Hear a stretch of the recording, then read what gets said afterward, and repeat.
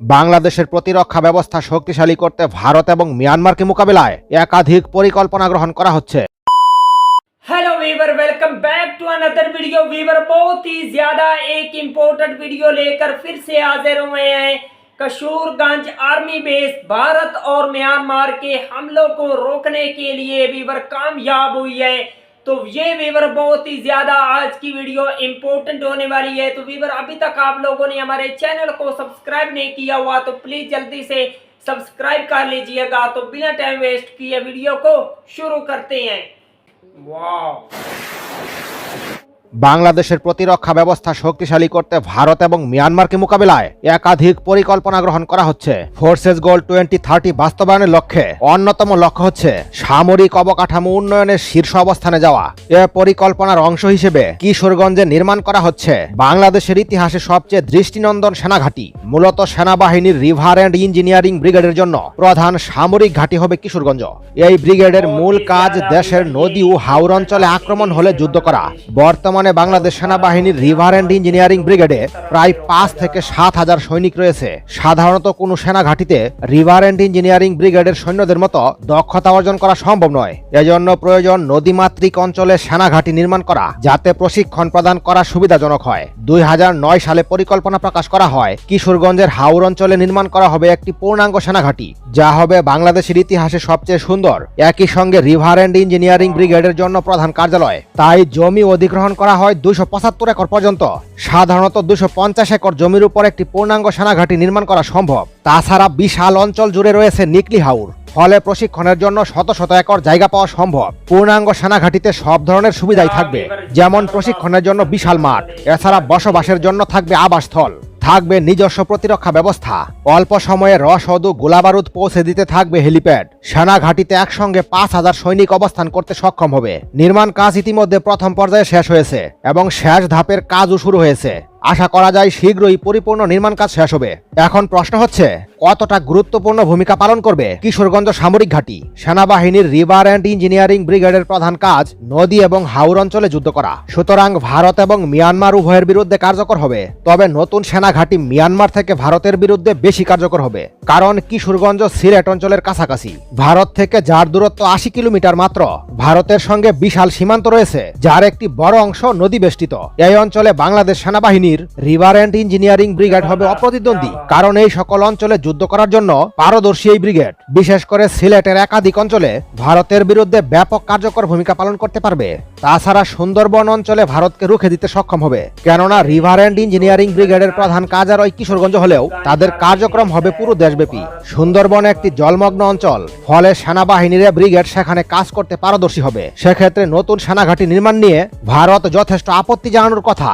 2009 সালে পরিকল্পনা গ্রহণ করা হলেও নির্মাণ কাজ শুরু হয়েছে 2017 সালে। তাছাড়া ভারত থেকে প্রধান কার্যালয়ের দূরত্ব 70 থেকে 80 কিলোমিটার। তবে শেষ পর্যন্ত বাংলাদেশ সেনাবাহিনীর অবস্থানের কারণে কিশোরগঞ্জ সেনাঘাঁটি নির্মাণ কাজ শুরু হয়েছে, যা এখন প্রায় শেষ পর্যায়ে। তবে বাস্তবিক অর্থে বাংলাদেশ সেনাবাহিনী মনে করে মিয়ানমারের বিরুদ্ধে কিশোরগঞ্জ সেনাঘাঁটি গুরুত্বপূর্ণ ভূমিকা পালন করবে, কারণ দেশটির সঙ্গে 271 কিলোমিটার সীমান্ত থাকলেও তা নাফ নদী দ্বারা বিচ্ছিন্ন। ফলে যুদ্ধকালীন সময়ে এই অঞ্চলে রিভার অ্যান্ড ইঞ্জিনিয়ারিং ব্রিগেড সৈন্যদের মোকাবিলা করা মিয়ানমারের পক্ষে প্রায় অসম্ভব। অন্যদিকে সেন্ট মার্টিন দ্বীপের নিরাপত্তায় কাজে লাগবে রিভার অ্যান্ড ইঞ্জিনিয়ারিং ব্রিগেডকে, কারণ গুরুত্বপূর্ণ এ দ্বীপ কখনো আক্রমণ করলে তা প্রতিহত করা বাংলাদেশ নৌবাহিনীর একার পক্ষে প্রতিহত করা কঠিন হবে, কারণ এখনো পর্যন্ত বাংলাদেশ নৌবাহিনীর মেরিন ফোর্স নেই। ফলে সেনাবাহিনীর রিভার অ্যান্ড ইঞ্জিনিয়ারিং ব্রিগেডের সহযোগিতা লাগবে। বাংলাদেশ নদীমাতৃক দেশ হওয়ার কারণে দেশের একাধিক অঞ্চলে এরূপ সেনাঘাঁটি নির্মাণের প্রয়োজন হবে। এতটা গুরুত্বপূর্ণ বলে রিভার অ্যান্ড ইঞ্জিনিয়ারিং ব্রিগেডের জন্য আলাদা সেনাঘাঁটি নির্মাণ করা হচ্ছে। ভবিষ্যতে এই ধরনের সৈনিক সংখ্যা 10,000 অতিক্রম করবে, যা বর্তমান অবস্থান থেকে অন্তত 30% বেশি হবে। ফলে পরিপূর্ণভাবে একটি আলাদা ডিভিশন গঠন করা সম্ভব। তবে কার্যক্রমের দিক থেকে দেশের 3টি অঞ্চলে মোতায়েন করা হবে। এক্ষেত্রে খুলনা, চট্টগ্রাম এবং সিলেট প্রাধান্য পাবে। কিশোরগঞ্জ সেনাঘাঁটির নিরাপত্তা ব্যবস্থা হবে বিশ্বমানের, তাই সহজে কোনো দেশের পক্ষে স্থলপথে আক্রমণ করা সম্ভব নয়। তবে আকাশপথে আক্রমণ করতে পারে। তাই আকাশপথের হামলা রুখে দিতে medium range air defence system মোতায়েন করা হবে। এই ধরনের এয়ার ডিফেন্স সিস্টেমের রেঞ্জ হবে 25 থেকে 50 কিলোমিটার পর্যন্ত, ফলে সহজে আক্রমণ করা সম্ভব হবে না।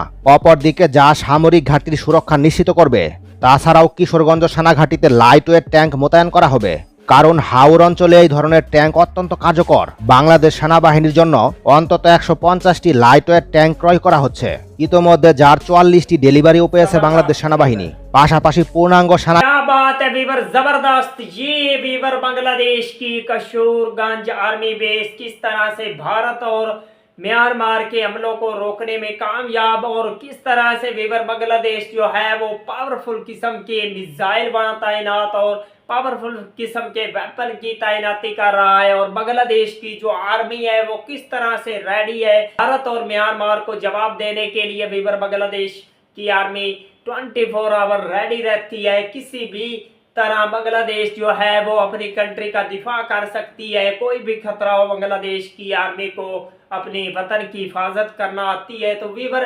बांग्लादेश जो है वो बहुत ही जबरदस्त किस्म के अपनी कंट्री के लिए स्टेप ले रहा है।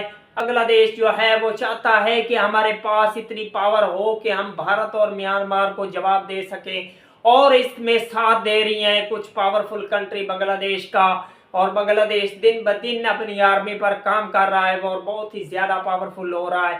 तो वीवर, अगर आप लोगों को बांग्लादेश की आर्मी और बांग्लादेश के रिलेटेड मजीद इंटरेस्टिंग और इंफॉर्मेटिव वीडियो देखनी है तो प्लीज जल्दी से हमारे चैनल को सब्सक्राइब कर लीजिएगा। मिलते हैं आपसे नेक्स्ट वीडियो में इंशाल्लाह, तब तक के लिए अल्लाह हाफिज।